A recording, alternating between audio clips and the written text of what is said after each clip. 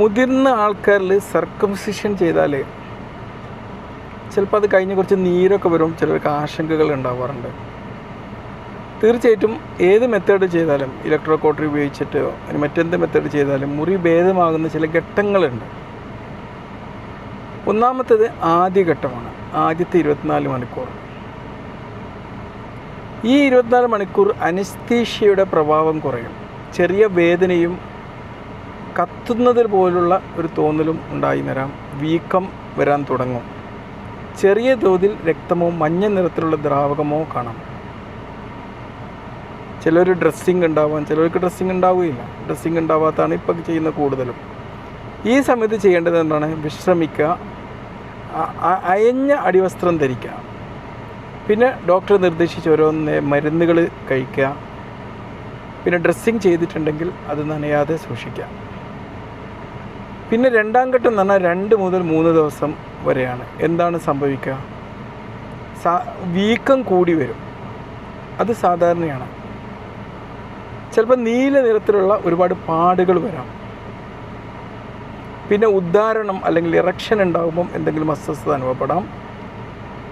മുറിവിന് മുകളിൽ മഞ്ഞയോ വെളുത്ത നിറത്തിലുള്ള ഒരു പാളി കാണാം. ഇത് സാധാരണ മുറിവ് ഭേദമാകുന്ന പാളിയാണ്, പഴുപ്പല്ല. പോയി മനസ്സിലാക്കണം.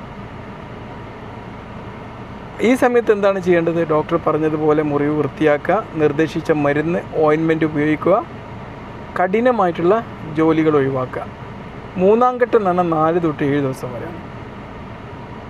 ഇതിൻ്റെ അവസാനമാകുമ്പോഴേക്ക് വീക്കൊക്കെ കുറച്ച് കുറയാൻ തുടങ്ങും. മുറിവിൻ്റെ അരികുകൾ ചേർന്ന് തുടങ്ങും.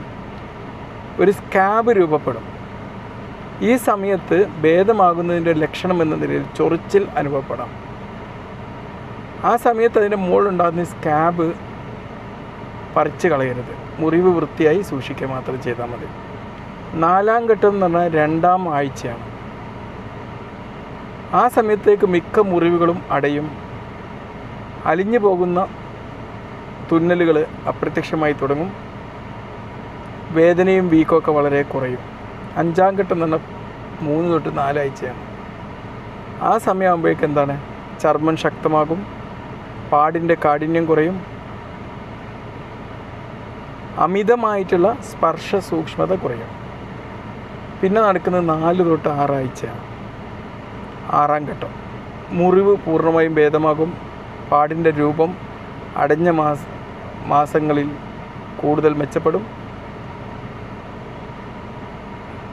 ഡോക്ടർ പരിശോധിച്ചിട്ട് അനുമതി നൽകിയതിന് ശേഷം മാത്രമേ ആ ഒരു സമയത്ത് ലൈംഗിക ബന്ധം പുനരാരംഭിക്കാൻ പാടുള്ളൂ. ചില സാധാരണ കാണുന്ന ചില ലക്ഷണങ്ങളുണ്ട്. ചെറിയ വീക്കം, ചെറിയ വേദന, നീലപ്പാടുകൾ, ചൊറിച്ചിൽ, മുറിവിന് മുകളിലെ മഞ്ഞ വെളുത്ത പാളി, ചെറിയ രക്തക്കറ. ഇതൊന്നും പേടിക്കേണ്ടതില്ല കേട്ടോ. പിന്നെ എപ്പോഴാണ് ഡോക്ടറെ കാണേണ്ടത്? കൂടുതൽ രക്തസ്രാവം വരിക, മുറിവിന് ചുറ്റും വർദ്ധിച്ചു വരുന്ന ചുവപ്പ് കൂടി വരിക, ദുർഗന്ധമുള്ളതോ പച്ച നിറത്തിലുള്ളതോ പഴുപ്പ് പ്രത്യക്ഷപ്പെടുക, പനി വരിക, അസഹനീയമായ വേദനയോട് കൂടിയിട്ടുള്ള കടുത്ത വീക്കം വരിക, മൂത്രമൊഴിക്കാൻ ബുദ്ധിമുട്ട് വരിക എന്നൊക്കെയുള്ള സാഹചര്യങ്ങൾ ഉണ്ടാവുകയാണെങ്കിൽ ഡോക്ടറെ കാണിച്ചാൽ മതി.